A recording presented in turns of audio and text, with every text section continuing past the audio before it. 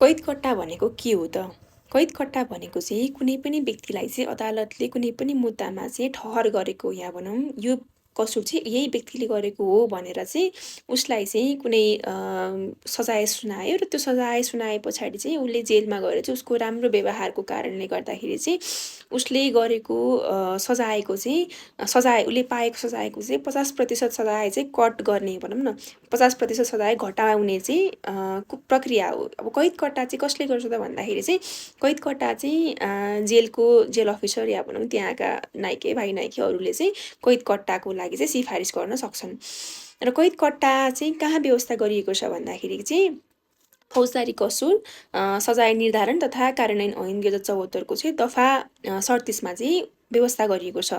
अब कुन मुद्दामा चाहिँ कैदकट्टा हुन सक्दैन त? कैदकट्टा नहुने मुद्दाहरू चाहिँ कुनै पनि मुद्दा जस्तै जन्म कैदको सजाय पाएको मुद्दा, जबरजस्ती करणीमा पाएको, अनि त्यसपछि मानव बेचबिखन, अपहरण, शरीर बन्धक, अमानवीय व्यवहार गरेर पाएको सजाय, अनि शारीरिक यातना दिएको, सङ्गठित अपराध र यातना विरुद्धको अपराधहरूमा चाहिँ कैदकट्टा नहुने भनेर चाहिँ व्यवस्था गरेको छ है त।